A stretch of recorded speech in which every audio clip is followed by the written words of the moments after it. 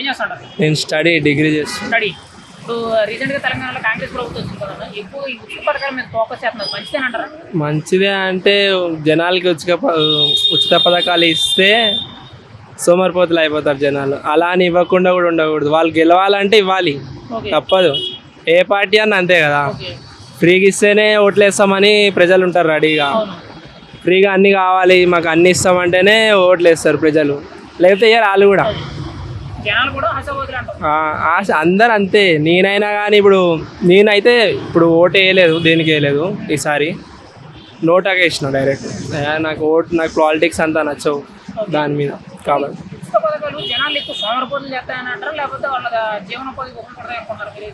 ఉపయోగపడతాయి middle class వాళ్ళకి, కొంతమందికి. అలా అని ఉచిత పథకాలు అందరికి ఇచ్చేస్తే ఇప్పుడు ఆంధ్ర పరిస్థితి మనం చూసిందే. ఇప్పుడు అలా మొత్తం వాళ్ళకి ఫ్రీ ఫ్రీ ఫ్రీ ఫ్రీ అంటే వాళ్ళు కూడా లేజీ అయిపోతారు జనాలు కూడా. ఏం ప్రభుత్వం లేవదు అప్పుడు పైకి. దానివల్ల ప్రజలే లాస్ అవుతారు. మళ్ళీ ప్రజలే లాస్ అవుతారు. ఏ విధంగా అంటే ఫైనాన్షియల్గా కానీ స్టేట్ లాస్ అయితే ప్రజలకే లాసు. అప్పుడు ఉచిత పథకాలు స్టార్టింగ్లో ఇచ్చిన 5 years తర్వాత ఏముండదు.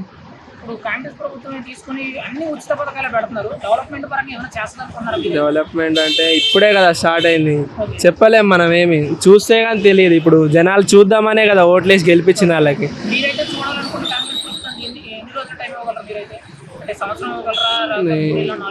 సంవత్సరం అంటే చెప్పలేం భయ అంత క్లారిటీగా. ఇప్పుడు గెలిచిరు కాబట్టి వాళ్ళు ఏదో చేస్తారో చేయరో అది వాళ్ళ ఇష్టం. వాళ్ళ ఇష్టం అంటే రూలింగ్లో ఉన్నారు కాబట్టి వాళ్ళ ఇష్టం. ఇప్పుడు ప్రజలు మాకు వద్దు, ఇప్పుడు కాంగ్రెస్ ప్రభుత్వం అన్నా ఏం చేసేది లేదు. ఏం చేసేది ఉండదా? లేదు. తీయాలనుకునే తీయలేము ఇప్పుడు. వాళ్ళని 5 years వరకు వాళ్ళే ఉంటారు. వాళ్ళు దోచుకుంటారు, తింటారు, ప్రజలకు పెడతారు. అది ఇంకా ఏం చేయలేం కదా, గెలిపించారు కాబట్టి. మేజర్ కారణం అంటే జనాలు ప్రభుత్వం మారితే ఎలా ఉండదో చూద్దామని చేసారు ఈసారి మ్యాక్సిమం. అంతే. మేనిఫెస్టో ఇప్పుడు కాంగ్రెస్ మేనిఫెస్టో చూసుకున్నాం అనుకోండి, స్కూటీలు ఫ్రీ చేయడం. ఇప్పుడు స్టార్ట్ అయింది కూడా అని అంటున్నారు. అది ఇవ్వడం, పంచడం ఏమో చూద్దామనే కదా ప్రజలు అయితే స్టార్ట్ చేసింది, గెలిపించింది. ఇప్పుడు కాంగ్రెస్ ప్రభుత్వాన్ని ఎందుకు నువ్వు ఇప్పుడు ఎలా చేస్తావో చూద్దాం రూలింగ్. అప్పుడున్నప్పుడు పాత కాంగ్రెస్ ప్రభుత్వం ఉన్నప్పుడు ఒకలాగుండే రూలింగ్. మన తెలంగాణ రూలింగ్ చూసారు కేసీఆర్. ఇప్పుడు ఈయన రేవంత్ రెడ్డి రూలింగ్ చూద్దామని చేసారు, ఏమైనా మంచి చేస్తాడేమో అని. అంతే. దాని నుంచి వ్యతిరేకత ఎందుకు ఉంటుంది భయ్య? ఆయన కూడా మంచిగా చేసిండు. నేను చెప్పాలి ఒకటి, ఏ పొలిటికల్ పార్టీ అన్నా